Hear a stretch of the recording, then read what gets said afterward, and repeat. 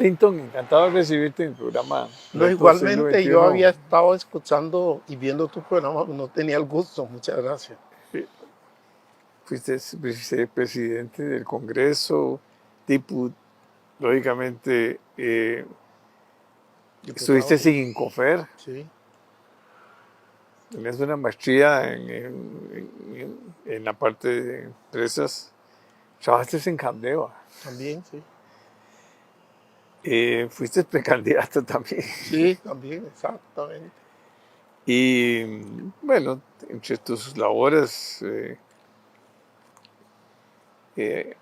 impulsaste acabar con la apartheid, estuviste en la apertura de, digamos, de la ERT, Sí, yo impulsé, impulsando la ERT, y yo fui el que en realidad logré que la ERT se hiciera así. sí, Corvana, Sí, Corvana es una ley que yo pasé, sí.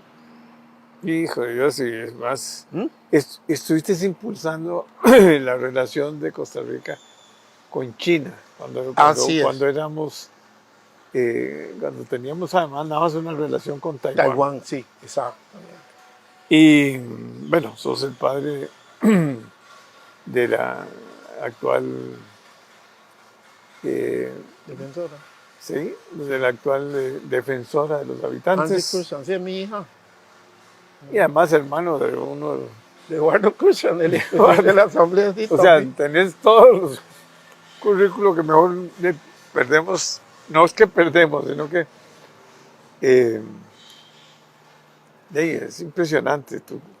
No, no, la verdad es que Dios me ha permitido estar en algunas condiciones que he podido hacer algunas cosas, pero no, No, en pero realidad, además tenés una gran capacidad porque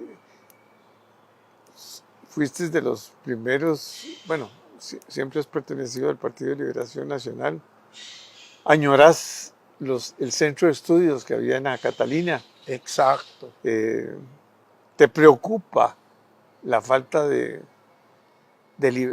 que Liberación vuelva a esas raíces, a que se preocupe por los problemas nacionales, a que tenga planteamientos, a que se visualice lo que está sucediendo y lo que va a suceder a futuro.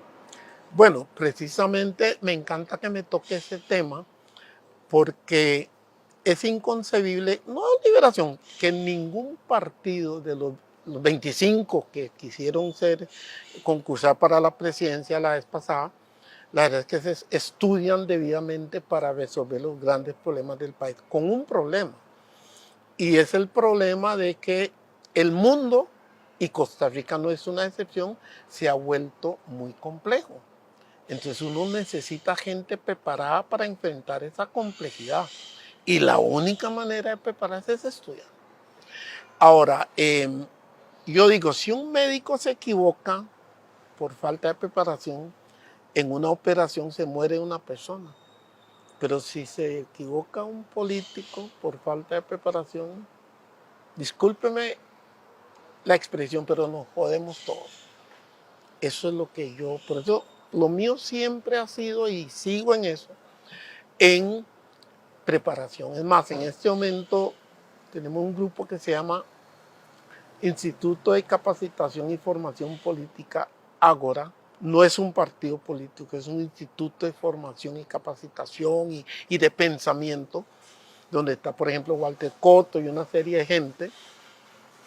Y yo precisamente me nombraron para encargarme de la parte de capacitación, que yo creo en eso. Yo creo profundamente en eso. Yo creo que cualquiera que quiera aspirar a la presidencia de este país tiene que armar un equipo y tener un programa, no improvisar.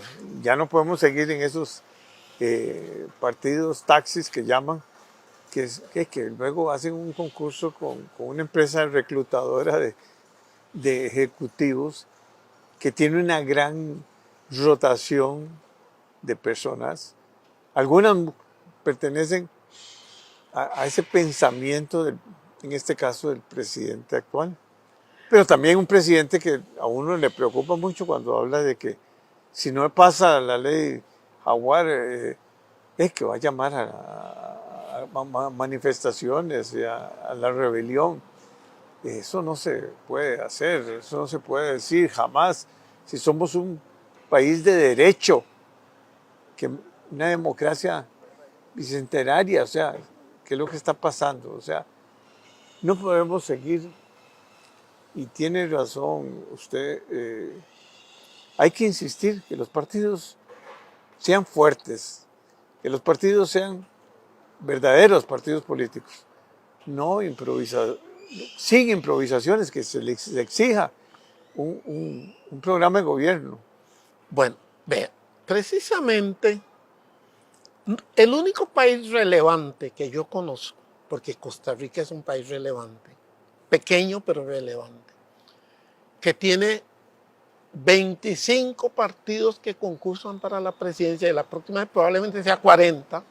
Eso es ridículo. Sí. Es ridículo.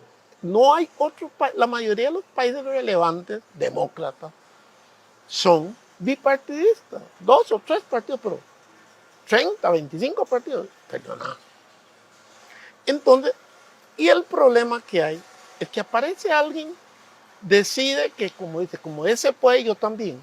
Entonces lanza una candidatura de la nada y a veces dice las palabras que le gusta al tico y lo dicen. Sí, porque ahora el discurso polarista y de que todo lo anterior está malo y que no se respeta el Estado de Derecho. O sea, que la institucionalidad se está cuestionando todo. Está bien que se cuestione, yo creo que hay reformas que hay que hacer. Por supuesto. Y la Contraloría merece un análisis profundo para que las cosas fluyan con rapidez, pero siempre manteniendo el profesionalismo que ha caracterizado a la Contraloría, por ejemplo. Hay 2 cosas que yo quiero, digamos, hacer ver. Primero, cuando aparece una persona así de la nada y lanza o coge un partido taxi y hace eso, el primer problema que hay es que ganando su equipo de gobierno, ¿cuál es? O sea, coge gente aquí, hace lo que yo llamo un rejuntado, porque no tiene gente. Entonces hace un rejuntado de gente que obviamente piensa algunos diferentes y por eso es que usted ve que quitan gente, se va y eso, porque lo que se necesita es un equipo, no un rejuntado, número 1. Y lo otro que es importante es que como hablemos, digamos, de los partidos tradicionales. Ciertamente Liberación, la unidad y el sistema político ha venido fallando.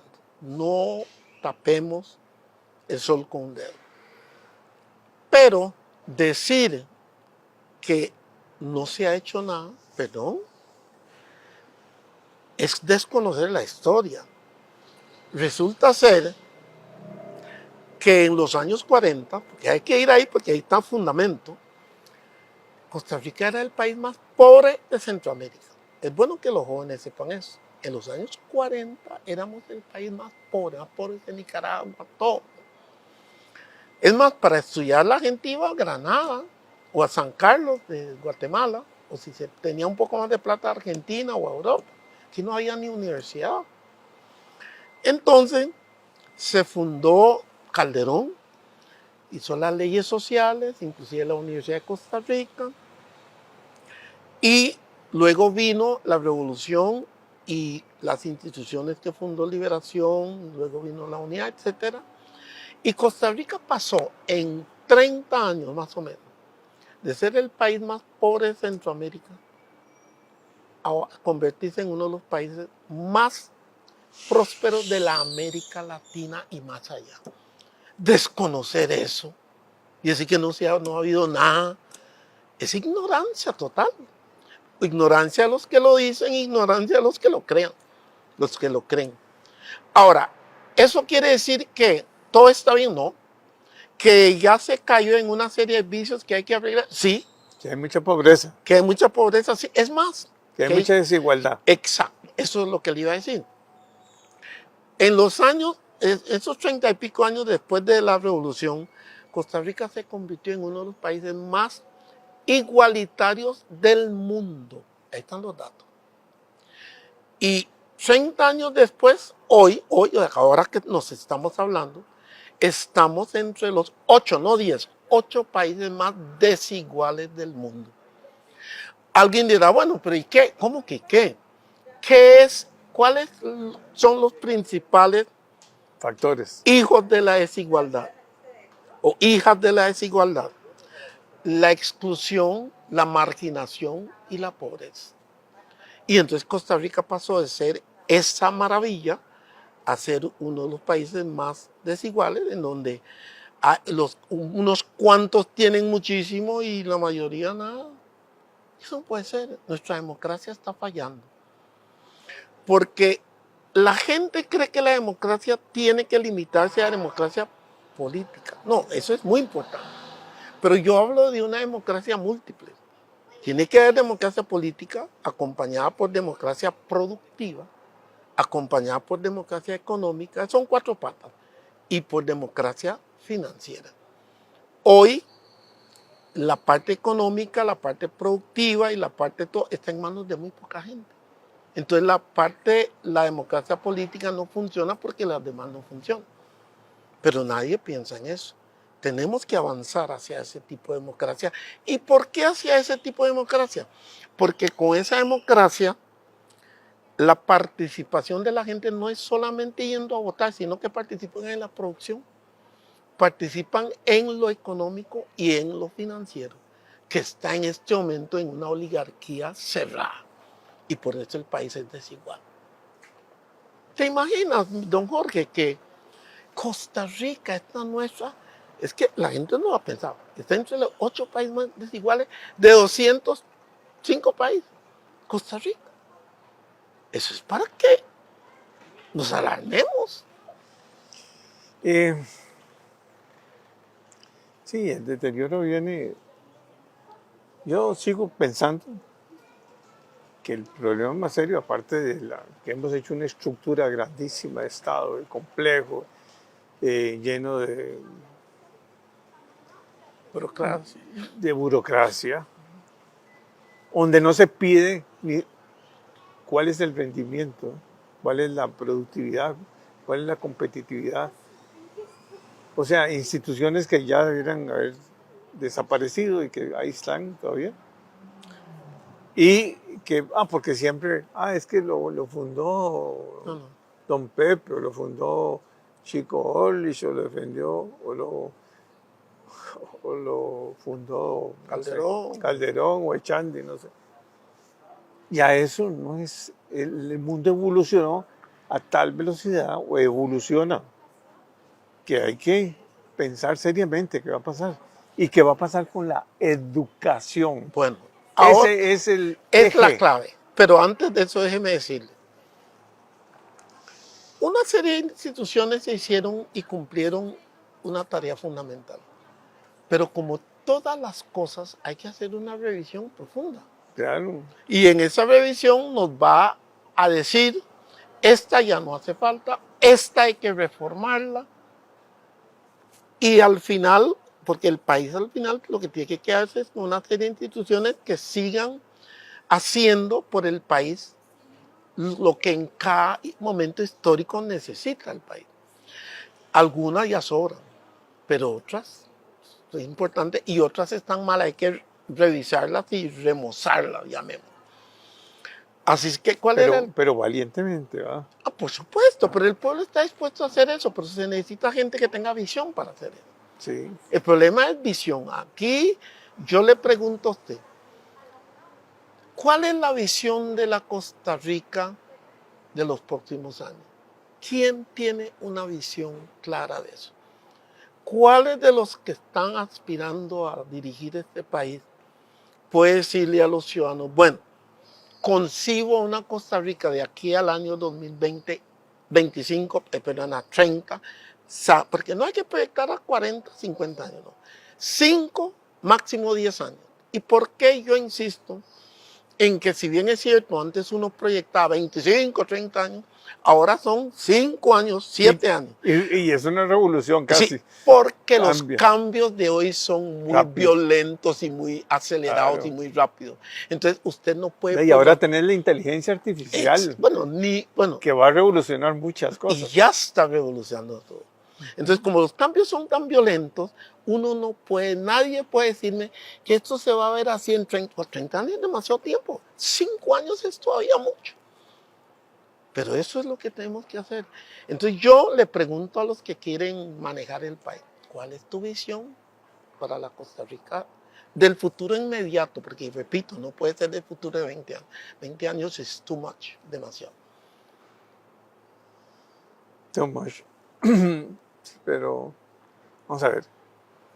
Tenemos problemas muy serios Sí. de violencia, de narcotráfico, de pérdida de credibilidad de la democracia, que es lo más importante, de las instituciones.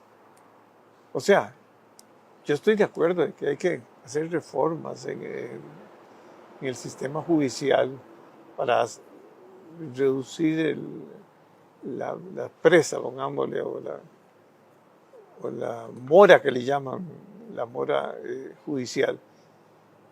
La falta de justicia pronta y cumplida. Claro, no puede ser que juicios duren años y años y años, porque eso no es lo lógico.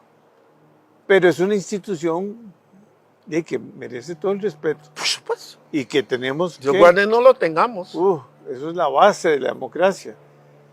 Igual que la base de la democracia es tener un Tribunal Supremo de Elecciones con una honorabilidad que uno sabe que uno vota y se va a respetar el voto. Así es. De que vayan a Venezuela ahora, vamos a ver qué va a pasar el próximo domingo. Tenemos que respetar todo. Bueno, el que va a venir a administrar tiene que saber, bueno, estas son las reglas de juego. Ese es el Estado de Derecho. Ese es el Congreso. El Congreso es importantísimo. Pues las leyes, todo pasa por algo se dice que es el primer poder de la República. Sí. Pero no puede decir uno ni que no le mando nada o que si no estoy de acuerdo con el pronunciamiento del Congreso, no lo ejecuto o lo desconozco. No sé, estamos viviendo, y no solo Costa Rica, muchos otros países, con esa violencia verbal y la posverdad. O sea, cuando antes alguien se atrevía a decir una cosa que no es la verdad. Y sostenerlo así como la gran cosa.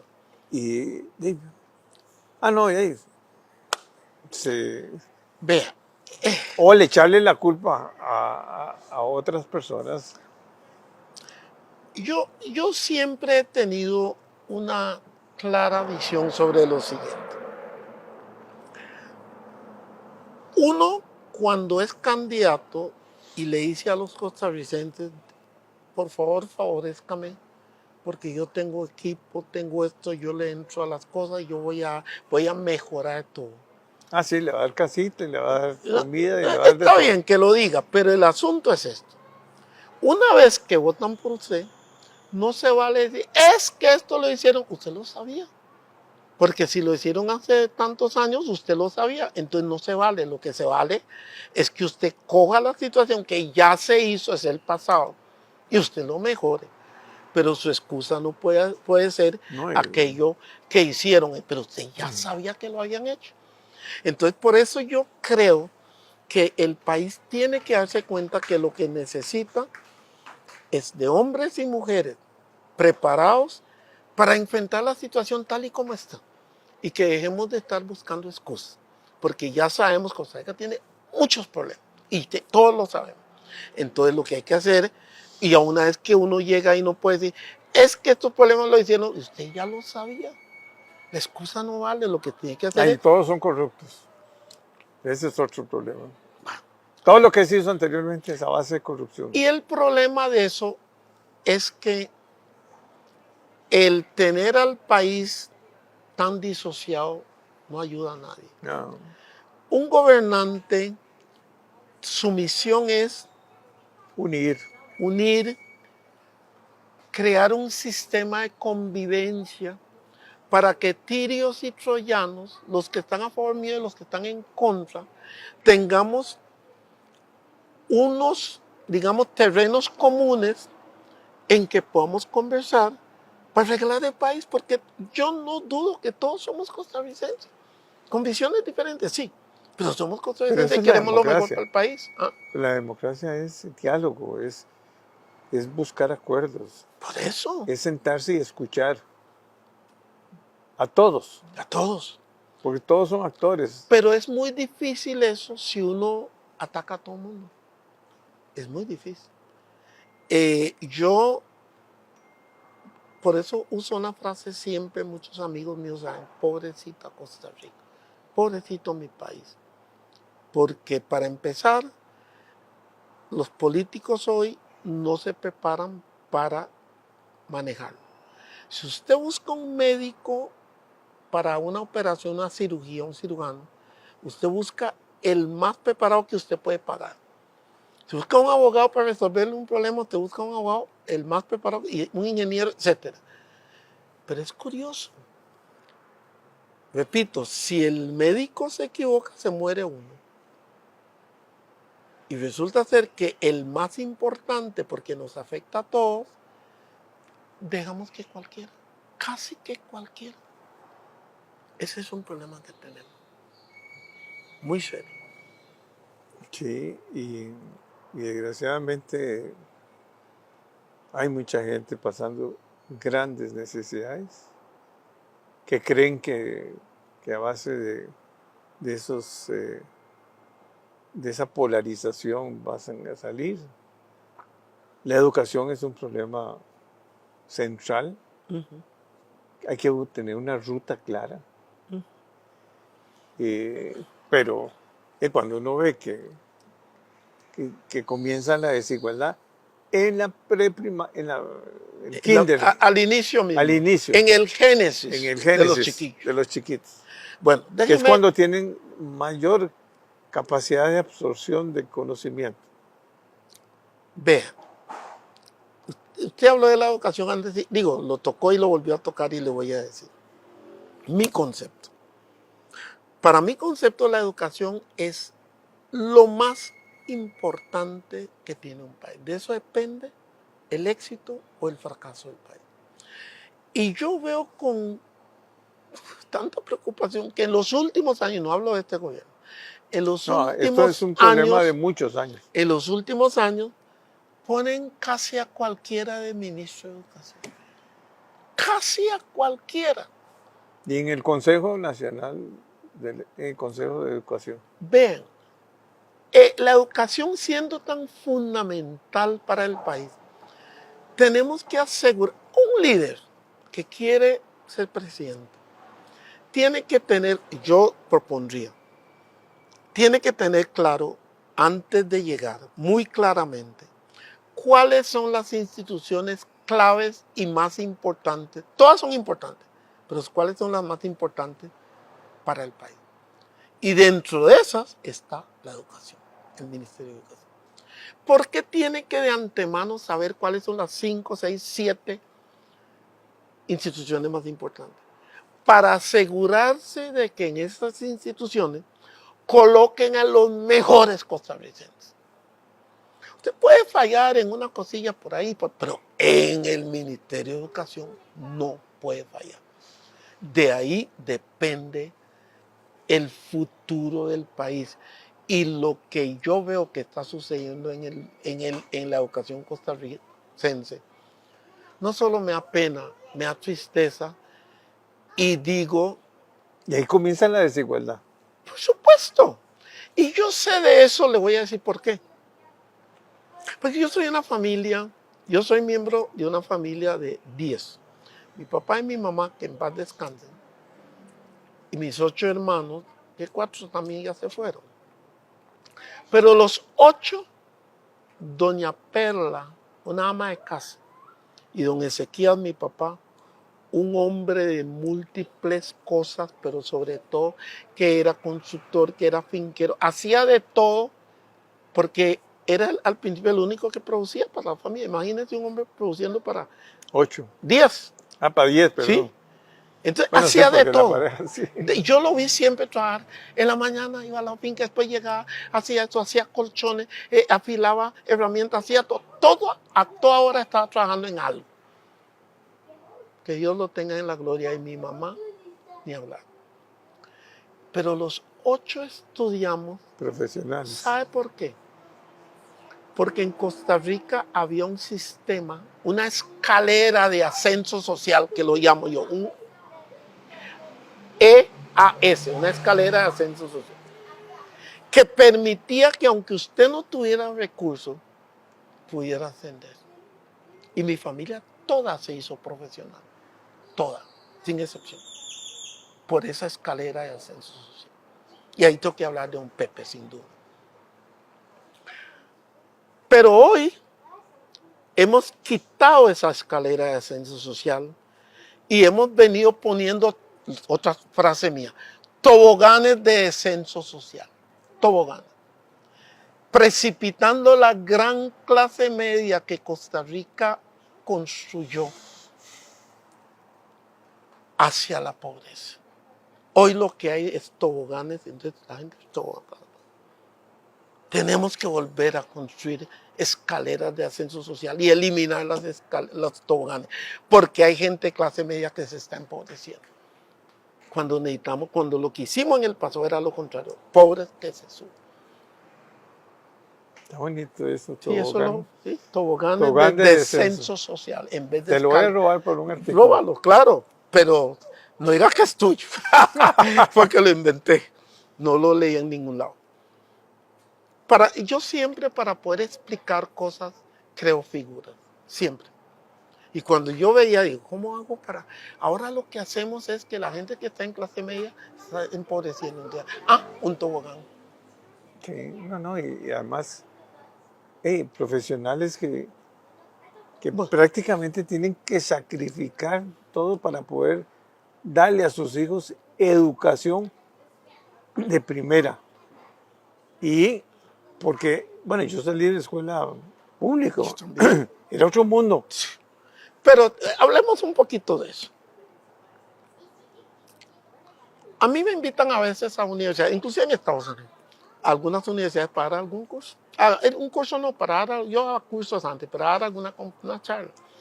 Las últimas veces que fui a una charla aquí en universidades de aquí, con muchachos que van saliendo y todo, sin esperanza. Porque salen pero no saben qué van a hacer. Entonces por cierto, que yo lo primero que les pregunto, ¿quiénes aquí están interesados en política? Ninguno.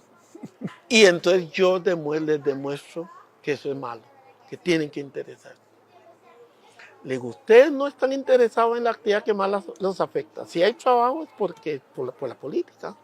Si se pavimenta un camino es por la política. ¿Cómo no les van a darle la espalda a la actividad más importante? Le digo, vean,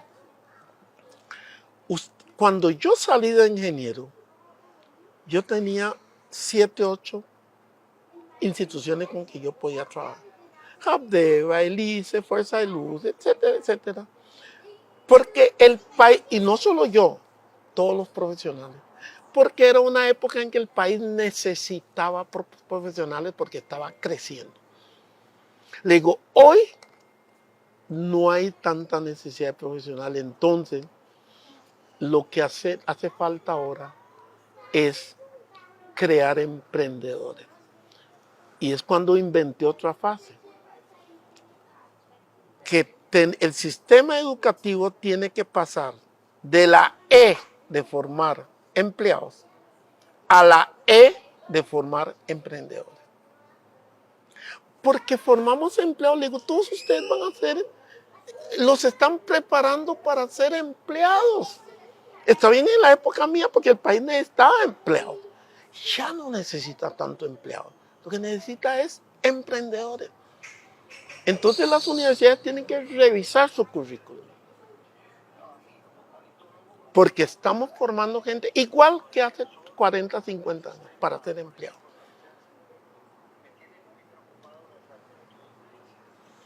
Sí, y esto del emprendedurismo es básico. Es la clave. Necesitamos poner jóvenes a emprender. Vea, Es más, hay universidades en Estados Unidos que dan como parte de su por carrera supuesto. el emprendedurismo. Es que eso es lo moderno, es lo que necesita. ¿Por qué? Usted sabe la cantidad de jóvenes que tienen ideas. Tienen grandes ideas, pero no tienen la menor idea porque los forman para ser empleados, no para emprender.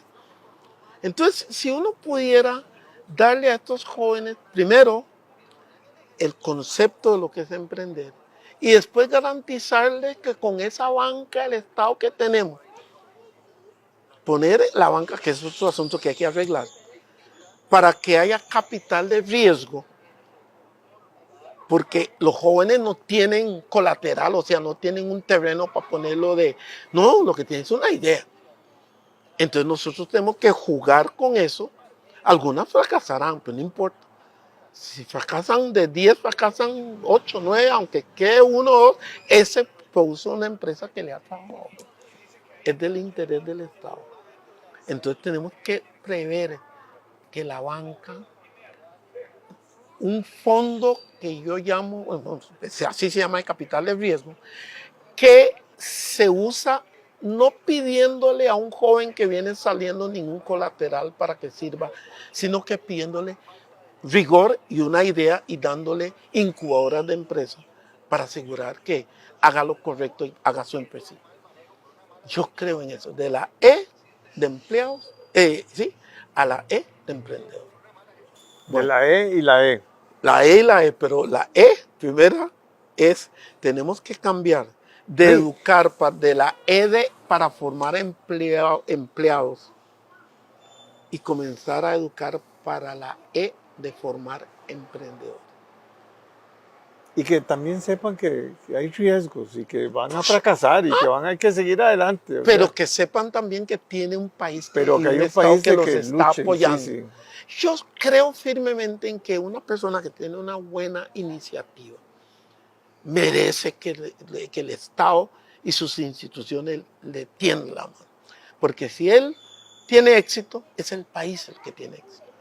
Es el Producto Interno Bruto el que tiene éxito, pero otro productor. Ya basta de empleados. Empleados siempre habrán, pero no hay suficientes emprendedores. Sí. Y hay que hacer grandes transformaciones. El INA se le hizo cambios a la ley, pero todavía no está dando los resultados que se quiere.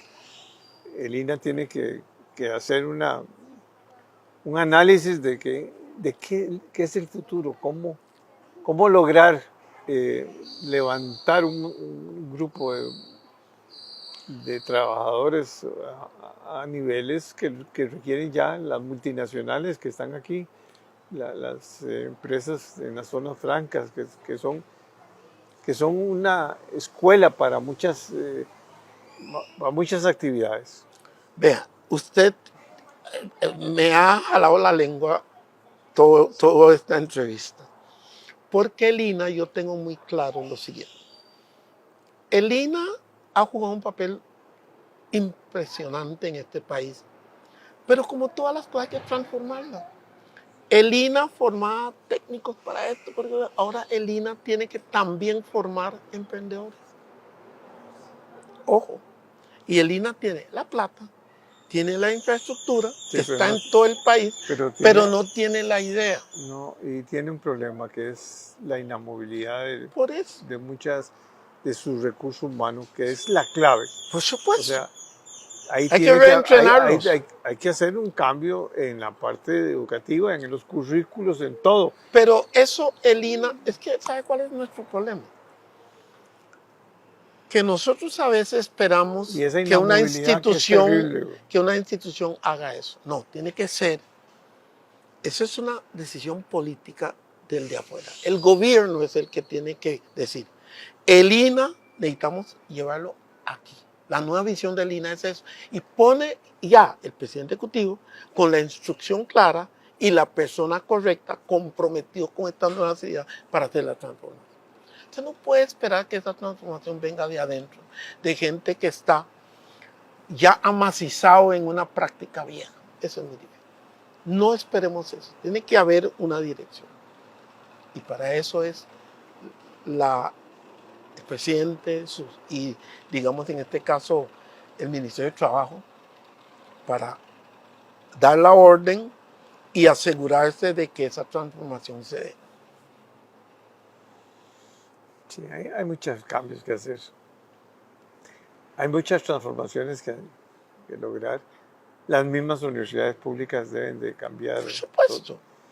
O sea, yo no consigo que se dure 6 años para sacar una carrera. O sea, en Europa son 4 años o 3 años y en 1 año para su maestría. Aquí no, aquí son 4 o 5 años en las carreras y luego saquen la maestría. Entonces, hay 2 años ahí que se están... ¿por qué? Porque hay vacaciones muy largas, porque no está estructurado para lograr eso. Y comienzan las universidades privadas a crecer y a lograr una mejor calidad y una certificación digamos, de calidad, que es lo importante. Y exámenes. Hay que examinar. ¿Cómo se elimina el bachillerato? ¿Cómo se eliminan los exámenes de admisión? O sea, todo tiene que cambiar. Bueno, yo de eso voy a decir un par de cosas, comenzando al revés, lo de los exámenes. Lo que no se mide no se hace. Todo hay que medir. Ni se valora. No, es que hay que medir, eso hay que quitar, eso no hay, lo que no se mide no se hace. Pero no es cumplir con el presupuesto. No, yo digo eso mide, no es que en general hay que medirlo resultados. todo, porque si no se mide, ¿cómo vas a saber si hay resultados si no lo medís? A eso estoy refiriendo, medir. Número 1, número 2. Respecto a las universidades, el problema para mí no es tanto que ellos hagan esto. Para mí el problema es que ellos interpretan la autonomía mal. Porque yo siempre he creído que el que paga la fiesta manda el baile. Y si el país financia las universidades, lo mínimo que tiene es decirle a las universidades en qué quiere que eduque a la gente. Porque si las universidades sigan educando en zoología y esto, que no lo estoy despreciando, pero formando un reguero de psicólogos y esto, eso no es lo que necesita el país. En este El momento. país necesita STEM. Ciencia, en inglés S por Science, ciencia, tecnología, ingeniería y matemáticas. Eso es lo que necesita el país. Y entonces las universidades, que zoología, que sociología, no estoy despreciándolo, pero el que paga la fiesta manda el baile, pero aquí no sucede eso. Sí, porque los presupuestos hay que asignarlos de acuerdo a las necesidades del país, presentes y futuras.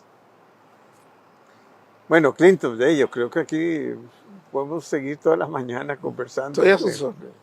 Es muy interesante y muy importante discutir, analizar, conversar, dialogar. Eso es lo que es para mí lo más importante en la nueva Costa Rica, porque hay que hacer un cambio de ciclo, porque la juventud viene pensando también distinto. ¿Va? Pero vea, discutir... Los partidos políticos no están claros de qué son las necesidades de las personas más vulnerables. ¿Cómo van a saber si no estudian? La forma en que yo sé lo que sé es estudiar. Si usted no estudia no puede saber nada. Por eso yo le decía un día esto a una gente en el Tribunal Supremo de Elecciones, de que era una barbaridad que hay partidos que digan, tengo los mejores los mejores funcionarios, tengo esto, y no tienen nada. Engañan así descaradamente. Tenemos los mejores funcionarios, los mejores programas, partidos que nunca han estado, pero que tenemos esto y no tienen absolutamente nada. ¿Cómo el tribunal permite que ellos engañen vilmente al pueblo, sin tener nada. Yo, si pudiera, exigiría que todos los partidos políticos tengan centro de capacitación.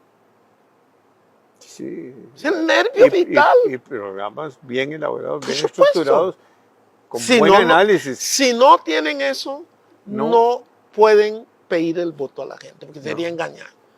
Pero no hay forma de lograr Y eso. también debe tener un grupo importante de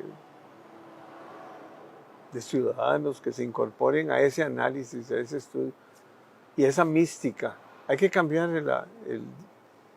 el discurso. Bueno, un placer haberte Igualmente, visto. Jorge, es siempre un gusto. Me acuerdo aquella época en que andábamos nosotros visitando empresas en una campaña política. Claro. Y era muy importante porque Por era supuesto, para educación. y para saber los ¿Cuáles eran las problemas necesidades? tenía el empresariado.